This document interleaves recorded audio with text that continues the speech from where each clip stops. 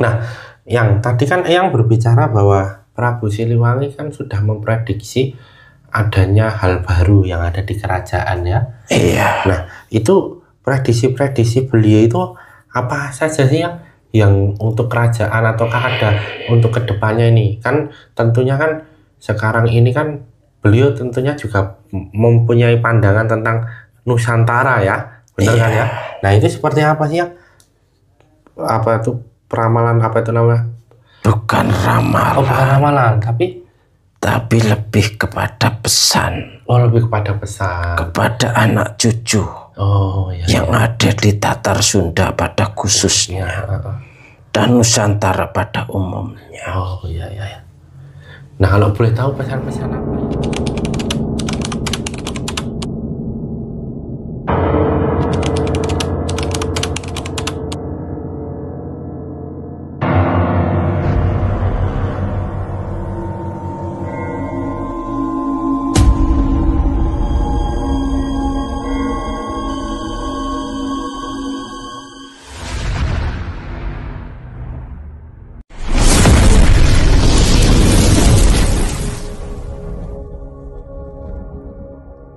Assalamualaikum warahmatullahi wabarakatuh. Alhamdulillah wa syukurillah wa nikmatillah wa la haula wa la quwata illa billah. Kembali lagi ke channel Pak Depokan Bledek dengan saya Mbah Haris dan rekan saya Kamsir. Pak Kamsir. Kami mengucapkan terima kasih kepada subscriber Pak Depokan Bledek dimanapun berada yang sudah menonton, like, subscribe, menyalakan loncengnya untuk mengetahui video-video dari channel Pak Depokan Bledek. Semoga subscriber Pak Depokan Bledek dimanapun berada, baik di dalam maupun di luar negeri, senantiasa dalam kebaikan. Yang sedang sakit, semoga sakitnya segera diberikan kesembuhan oleh Allah. Yang sedang ada masalah, semoga masalahnya cepat selesai dan diberikan jalan keluar yang terbaik. Yang sedang mempunyai hajat, segera hajatnya dikabulkan oleh Allah. Yang sedang jomblo ya oleh atau yang belum mempunyai pasangan, segera Allah datangkan pasangan yang soleh dan soleha. Amin ya rabbal alamin. Yang sedang melakukan pencarian ini Pak terhadap jati diri atau apa itu namanya guru sejati atau yang lain sebagainya, semoga diberikan segera dipertemukan yang sejati dan yang bisa membimbing sahabat-sahabat Pak Depokan Bledek ke jalan Allah Ta'ala. Nah, kali ini kita akan mencoba untuk mencari tahu ini Pak Kamsir. Kalau kita lihat dalam banyak informasi yang kita dapatkan bahwa dahulu itu sebelum Prabu Siliwangi menghilang, atau kalau bahasa kita dalam bahasa Jawa itu namanya moksa. Itu dulu Prabu Siliwangi itu memberikan pesan. Bahkan dalam pesannya itu konon kabarnya ada ramalan di masa yang akan datang. Itu ramalan-ramalan yang ternyata mungkin saat ini bisa jadi ramalan itu relate ya. Kayak seperti ramalan dari Prabu Jayabaya dan juga dari yang Sabdo Palon. Nah, untuk itu sahabat Pak Depokan Bledek, kali ini video ini akan membahas tentang seperti apa ramalan dari Prabu Siliwangi sebelum moksanya beliau terkait dengan kondisi negara yang saat ini terjadi. Nah, untuk itu kita tidak usah berlama-lama. Sudah siap Bapak Kamsir? Kita saksikan video selengkapnya. Assalamualaikum warahmatullahi wabarakatuh.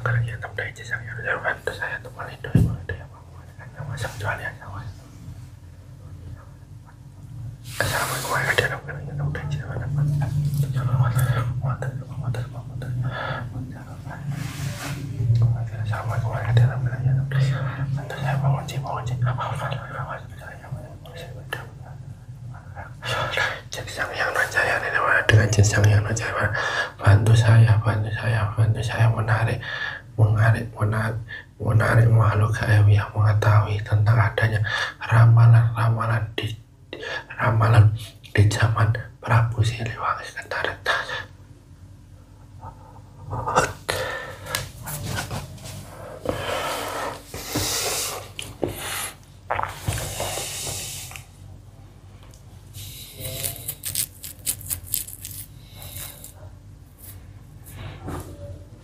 dengan jin Sang Hyang Nujayawala semakin sinkron dengan tubuhnya Pak Hamzir Kun Fayakun, semakin sinkron, semakin dalam dengan jin Sang Hyang Nujayawala. Semua pengetahuan makhluk gaib ada dalam tubuhnya Pak Hamzir terkoneksi dengan zaman yang saya maksud pada saat zaman kerajaan Pajajaran atau pada zaman yang Prabu Siliwangi dengan jin Sang Hyang Kun Fayakun.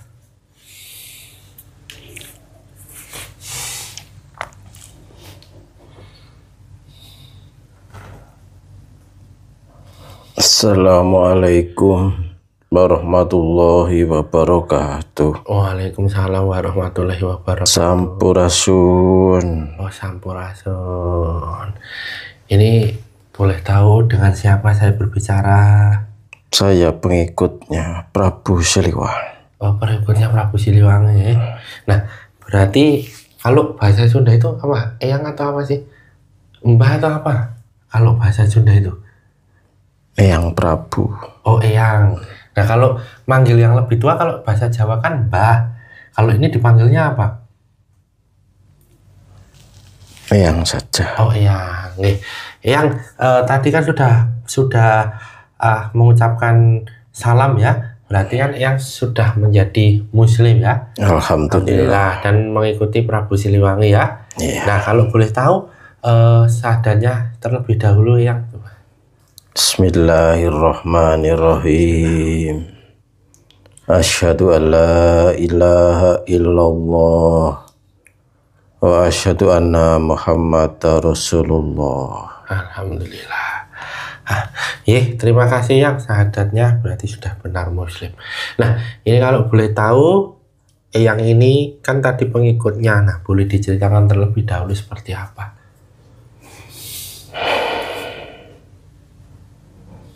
Saya pengikut setia Sang Prabu.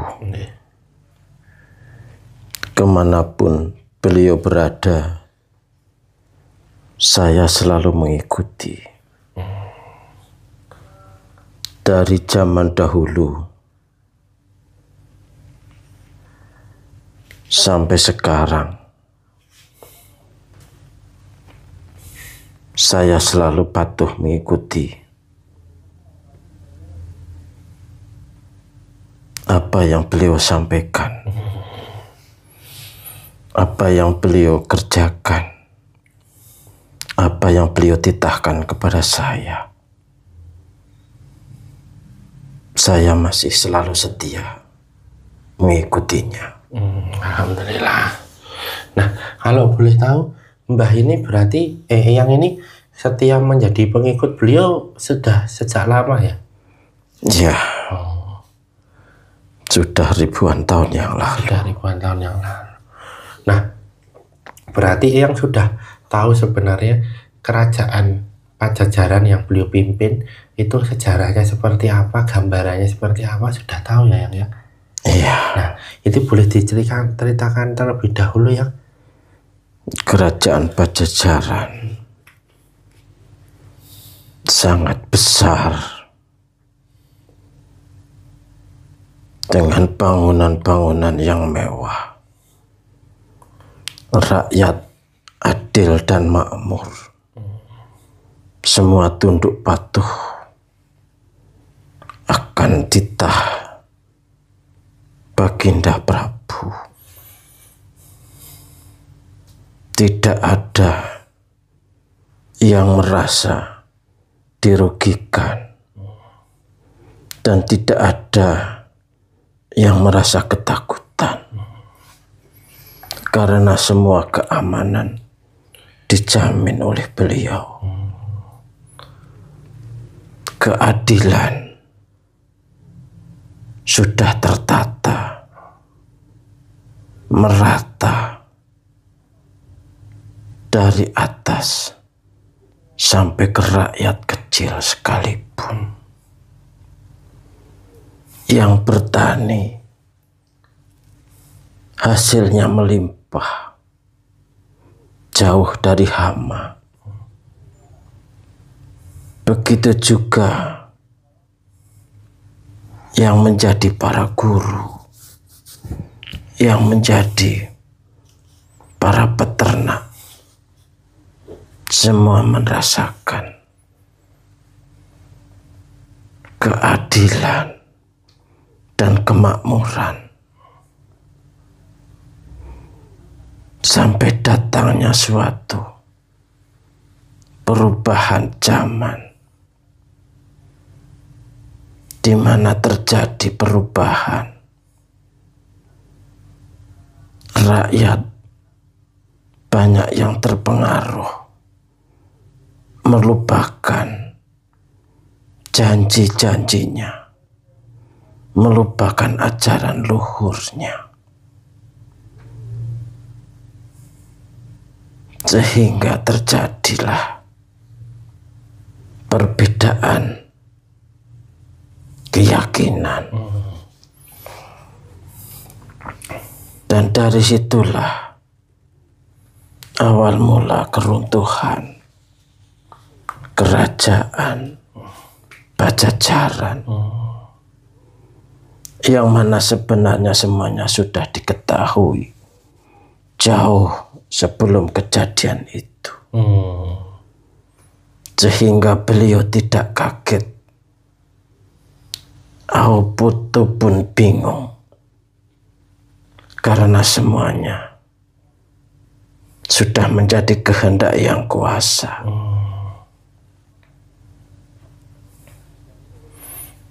Sehingga beliau memilih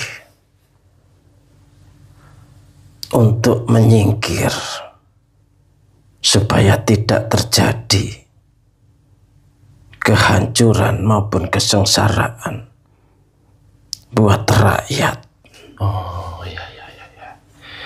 Ceritanya seperti itu berarti ya. Iya. Nah, sebelum ke arah situ yang saya mau tanya dulu. Kerajaan Pajajaran itu satu zaman dengan kerajaan apa? Kalau boleh?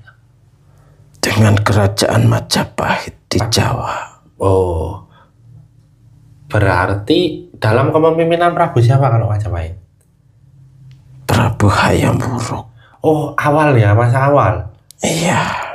Oh ya, kalau Patih Gajah Mada itu Raden Wijaya kok ya?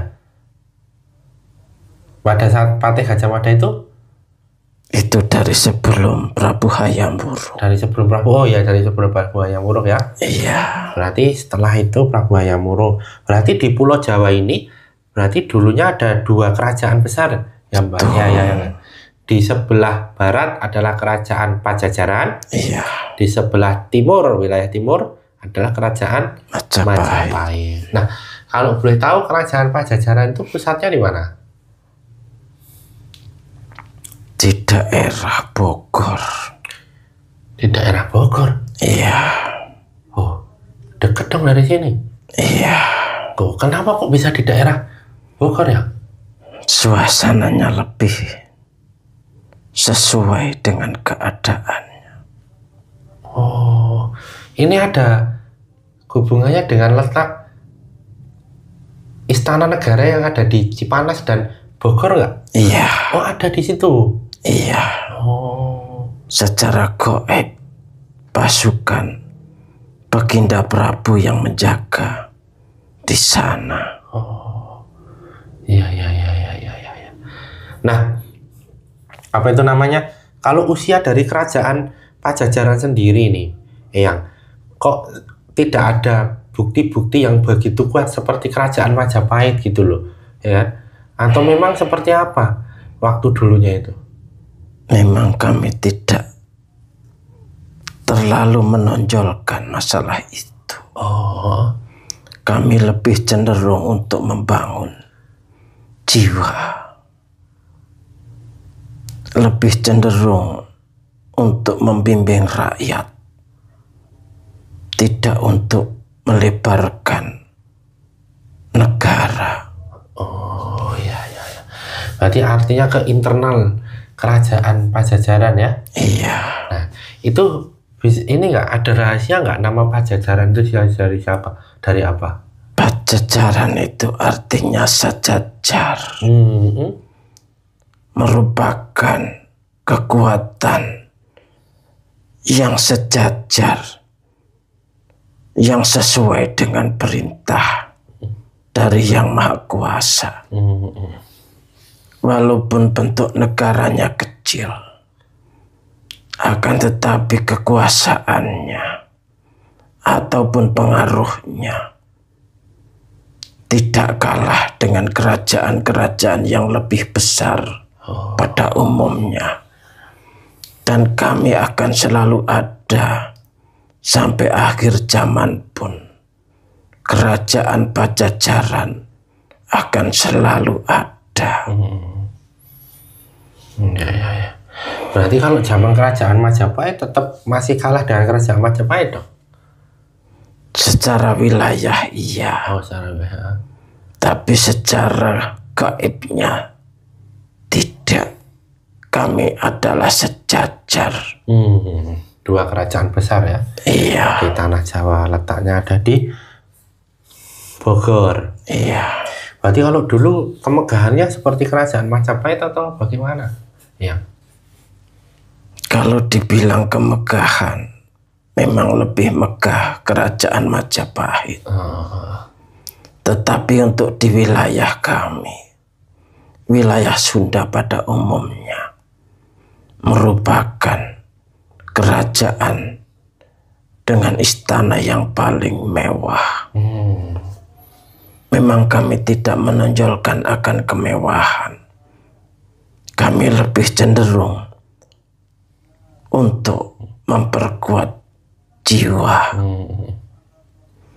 Jiwa-jiwa kerajaan Pajajaran akan selalu melingkupi rakyat di wilayah Pajajaran, akan terpelihara selamanya. Maka di Pajajaran jarang ditemukan candi-candi seperti di wilayah timur. Karena memang kami tidak menonjolkan masalah itu. Dimanapun orang bisa melakukan persembahyangan ataupun persembahan kepada Yang Kuasa. Jadi secara keyakinan sama atau berbeda dulu dengan kerajaan Majapahit? Sama saja. Sama saja. Jadi, nah, yang tadi kan Eyang berbicara bahwa Prabu Siliwangi kan sudah memprediksi adanya hal baru yang ada di kerajaan ya. Iya. Nah, itu prediksi-prediksi beliau itu apa saja sih yang untuk kerajaan ataukah ada untuk kedepannya ini? Kan tentunya kan sekarang ini kan beliau tentunya juga mempunyai pandangan tentang Nusantara ya, benar kan ya? Nah, itu seperti apa sih apa itu peramalan, apa itu namanya? Bukan ramalan. Bukan ramalan, tapi lebih kepada pesan. Lebih kepada pesan. Kepada anak cucu. Yang ada di Tatar Sunda pada khususnya. Dan Nusantara pada umumnya. Iya. Nah, kalau boleh tahu pesan-pesan apa yang waktu tadi kan yang katakan bahwa tentang adanya jalan baru dan Prabu Siliwangi beserta pengikutnya lebih baik mengalah ya. Nah, itu pesan-pesan apa saja yang bisa kita jadikan pembelajaran? Supaya perlu diingat, jangan sampai melupakan ajaran Karuhun. Ajaran di mana selalu untuk tetap mengabdi kepada Yang Maha Kuasa, sopan santun, rendah hati, akan tetapi tetap tegas dalam menjaga hati, teguh memegang amanah. Karena pada suatu saat akan kedatangan tamu dari luar, khususnya dari luar Nusantara, yang ingin ikut merasakan kemakmuran Nusantara dengan keserakahannya. Untuk itu saya berpesan ataupun menyampaikan pesan dari Sang Prabu untuk hati-hati dan selalu waspada akan datangnya kebo bule. Yang mana itu adalah saloka. Yang pertama, supaya tetap berpegang teguh dari ajaran Karuhun tentang Pajajaran. Jangan mau diinjak-injak, baik secara fisik maupun secara kejiwaan, secara mental, bahwa pada dasarnya manusia itu adalah sama. Kebo bule itu ibaratkan orang yang selalu mengutamakan kepentingan dunia, yang ingin memakan apapun yang dia mau, yang akan menjadi penjajah di Nusantara ini. Selanjutnya, setelah itu akan datang segerombolan ataupun orang yang seperti kelakuan binatang yang suka memanjat, yaitu kera, yang mana sifatnya tidak pernah puas dengan apapun yang telah dia dapatkan. Sifat tamak, sifat ingin menguasai, ingin menggigit, walaupun sudah dikasih, masih akan mencakarnya. Untuk itu, beliau berpesan kepada rakyat Pajajaran supaya bertindak tegas terhadap orang-orang yang seperti itu. Jangan merasa rendah diri. Jangan mau direndahkan. Karena pada dasarnya kalian adalah sejajar dengan ajaran leluhur yang sudah ada di sini. Ajaran yang masuk itu pun harus sesuai, tidak bertentangan dengan ajaran Karuhun. Nah, tadi kan ada dua hal yang disampaikan oleh Eyang ya, terkait dengan apa itu namanya kebo bule dan juga analogi monyet tadi ya, kera gitu ya. Iya. Nah, terus waktu itu kan kita kenal tahu bahwa Prabu Siliwangi kan moksa kan ya. Nah, Iya. itu waktu itu kan banyak kemudian pengikutnya kan dari istana dan dari masyarakat dan lain sebagainya. Itu penyebarannya kemana itu ya? Penyebarannya ada yang ke utara, ada yang ke selatan, ada yang ke barat, ada yang ke timur, berdasarkan naluri masing-masing. Beliau tidak mempermasalahkan. Silahkan saja, pilihlah dengan hati yang paling dalam. Karena beliau sangat menyayangi rakyatnya. Beliau berpesan supaya yang mau mengikuti ajaran baru, silahkan mengikut, asalkan jangan berbuat keonaran di bumi Pasundan pada khususnya. Berarti ada yang ikut beliau loh kalau kayak gitu ya? Masih banyak. Masih banyak. Termasuk saya sendiri. Oh iya ya. Nah, setelah itu kan ajaran baru kan, kemudian kan ada pengganti rajanya ya. Iya. Itu yang dinamakan dengan anaknya itu ya, Raden Kian Santan ya. Iya. Anak putra beliau ya. Iya. Oh. Beliau tidak menjadi raja, tetapi menjadi pemimpin. Pemimpin yang mendidik masalah akhlak.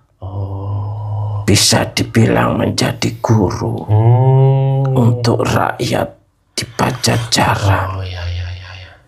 Nah, saat itu dengan hilangnya beliau bersama pengikutnya juga hilangnya keraton atau istana beserta semuanya, ya? Iya. Oh, seperti itu, benar-benar nyata dari nyata menjadi hilang gitu? Iya, karena ditutup secara gaib. Oh iya, ditutup secara gaibnya ya. Agar tidak dimasuki orang yang serakah tadi. Jadi istana itu harus suci. Dan sekarang pun sebenarnya masih ada. Cuman tidak boleh dimasukin orang-orang yang bukan haknya. Masih ada di mana kalau boleh tahu ya? Di Bogor juga? Iya, di Pakuan atau Bogor zaman sekarang. Oh, dulu itu namanya daerah Pakuan? Iya. Oh, ya kalau dari lambang dari Bogor sih memang ada kujang-kujang seperti itu ya? Iya. Itu juga senjata tradisional dari Kerajaan Pajajaran ya? Iya. Oh, iya. Ada kujang dan juga ada keris. Ada keris juga? Iya. Loh, kok bisa? Karena memang mereka itu antara keris dan kujang itu sebenarnya satu kesatuan. Tidak terpisahkan. Iya. Nah, tadi kan yang menyebutkan ada Kebo Bule, kemudian ada analogi kera ya. Berarti Prabu Siliwangi sudah bukan meramalkan ya. Tadi kan bukan meramalkan, tapi memberikan pesan. Berarti secara gaibnya Sang Prabu juga sudah mengetahui nanti tanah ini akan jadi seperti apa dan saat ini seperti apa. Iya. Oh, udah tahu ya. Raja-raja dahulu semuanya sudah mempunyai kemampuan yang luar biasa. Sudah tahu apa yang akan terjadi. Sehingga beliau tidak perlu untuk melakukan pembelaan sebagaimana orang ingin mempertahankan kekuasaannya. Tapi beliau berserah kepada Yang Maha Kuasa karena kasih sayangnya kepada seluruh penduduk di Tatar Sunda. Nah, tentang Kebo Bule tadi bisa kita analogikan bahwa itu adalah Belanda ya, yang tapi juga bisa kita analogikan dengan kasus nasab isu nasab pendatang baru itu bukan?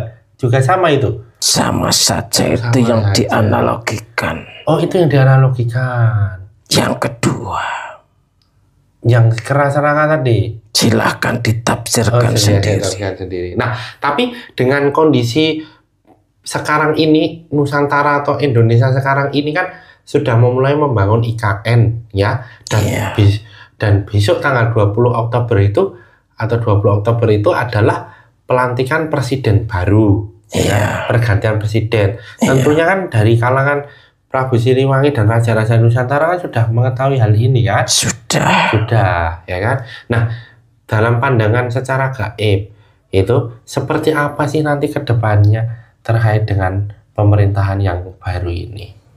Kalau tetap teguh memegang ajaran Karuhun, semua akan baik-baik saja. Asalkan bisa memelihara kerbau dan kera tadi, maksudnya bisa dikendalikan dengan baik. Oh, benar nih. Semua akan baik terkendali. Nusantara akan maju, akan aman sentosa. Kalau tentang musibah-musibah, asalkan para rakyat maupun pemimpin tetap mengikuti ajaran Yang Kuasa, senantiasa akan dilindungi dari segala bahaya dan musibah. Akan tetapi apabila berani mencoba untuk keluar dari situ, dari aturan yang sudah ada, maka bencana buat dirinya maupun keluarganya maupun lingkungannya akan dia hadapi sendiri. Ajaran Karuhun itu memang ajaran ya seperti kalau di Majapahit itu kayak Molimo gitu bukan sih? Yang beda lagi. Oh, beda lagi. Intinya persembahan kepada yang kuasa. Oh. Kasih sayang kepada sesama. Oh iya. Tidak menjelekkan kepada siapapun. Selalu welas asih. Terutama itu. Jadi kalau pemimpin Indonesia atau Nusantara ini mempunyai sifat itu, insya Allah kan tidak akan terjadi ini ya. Tidak. Nah, tentunya kan raja-raja dan sekarang para pengikut-pengikut tentunya kan hal gaib kan juga mengalami perubahan ya terkait pergantian pemimpin ini ya. Nah, perubahan yang drastis yang dialami nanti pada saat terjadi sesudah dinyatakan dilantik, itu perubahan yang nyata dan persiapan apa yang sekarang ini terjadi itu ada nggak ya? Kalau secara gaib, kami selalu menjaga. Karena beliau Baginda Prabu akan selalu menolong kepada rakyat yang berperangai baik, yang selalu mengikuti anjuran beliau. Akan dijaga dari masuknya pengaruh-pengaruh yang tidak baik. Tapi kalau enggak, risiko tanggung sendiri. Risiko tanggung sendiri. Ya.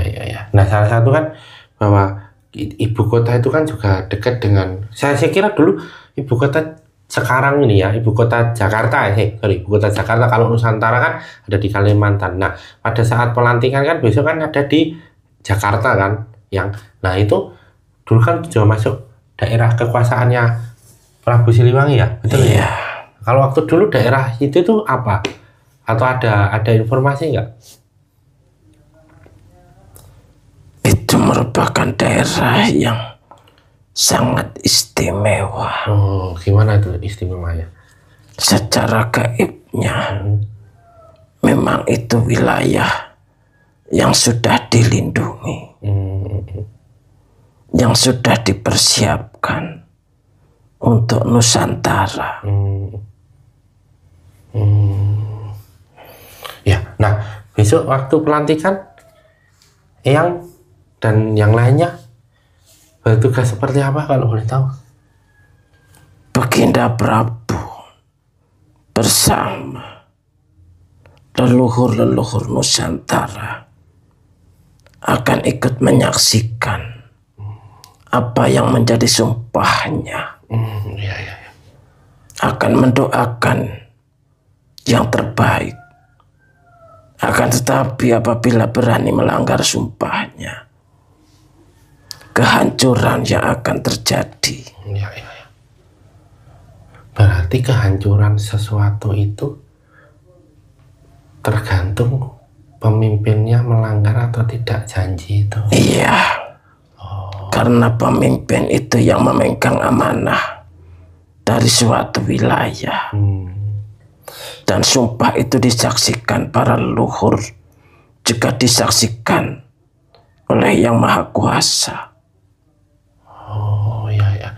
Jadi hubungan antara sumpah sebagai sakral itu juga berefek kepada gaib juga ya, Yang ya? Sangat terpengaruh, khususnya untuk di Pulau Jawa ini. Khususnya ya, mau tidak mau ya. Iya. Itu berarti antara leluhur yang dari Pasundan dan Majapahit juga sama ya, konsepnya seperti itu ya. Iya. Oh ya.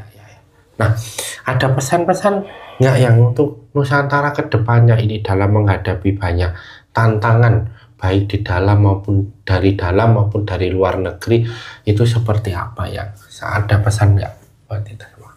Selalu bertegang teguhlah kepada agama yang sudah dianutnya. Jangan mudah terpengaruh. Jagalah persatuan dan kesatuan.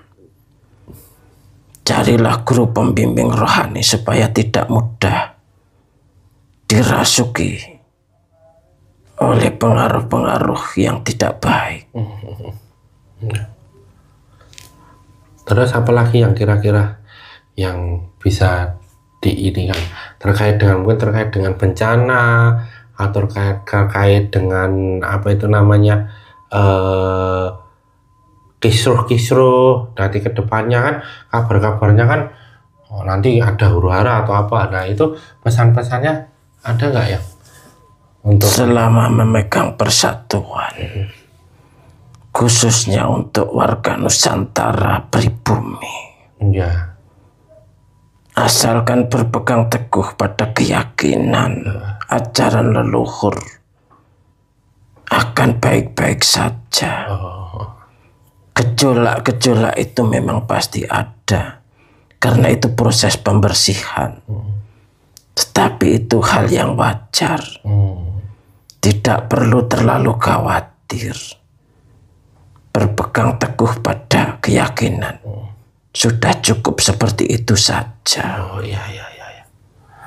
Ya. Berarti intinya pesan itu tadi ya. Ya. Nah ini terima kasih banyak yang sudah datang ke sini, datang ke Padepokan Bledek memberikan pesan dari Prabu dan kita semua ya.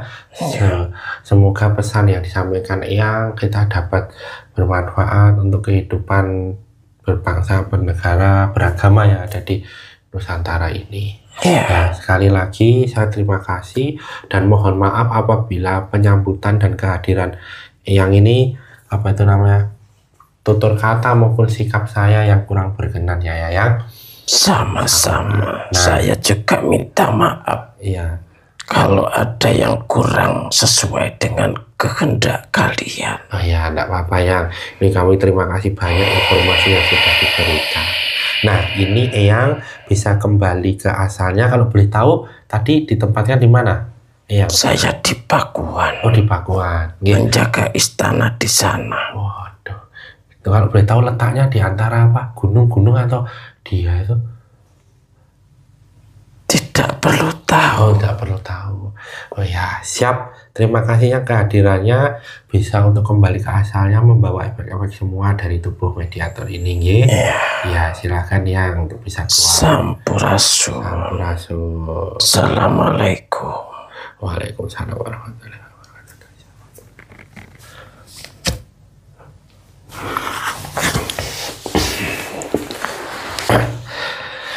Ya, sahabat Padepokan Bledek dimanapun berada, tadi kita sudah mendengar pesan dari salah satu pengikut beliau dan pesan dari beliau yang disampaikan terkait dengan pandangan-pandangan ke depan beliau waktu dulu menjadi raja di Pajajaran terkait dengan adanya beberapa hal yang tadi sudah disampaikan oleh salah satu utusan dari beliau, pengikut dari beliau. Semoga pesan tadi bermanfaat untuk kita semua. Kita ambil manfaatnya untuk menyongsong kehidupan bernegara, berbangsa, beragama yang baik lagi di bumi Nusantara ini. Satu hal pesan penting yang harus kita catat baik-baik bahwa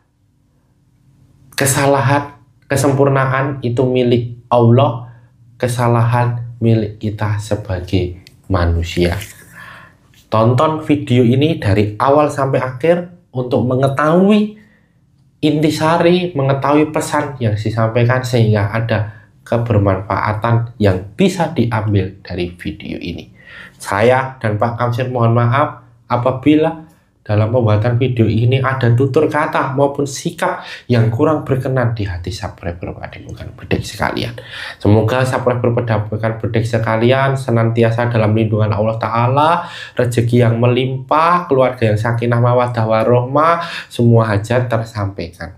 Jangan lupa untuk like, comment, subscribe, dan nyalakan loncengnya untuk mengetahui video-video terbaru dari Padepokan Bledek. Kami berdua pamit undur diri, sampai jumpa pada pertemuan selanjutnya. Akhir kata, wassalamualaikum warahmatullahi wabarakatuh.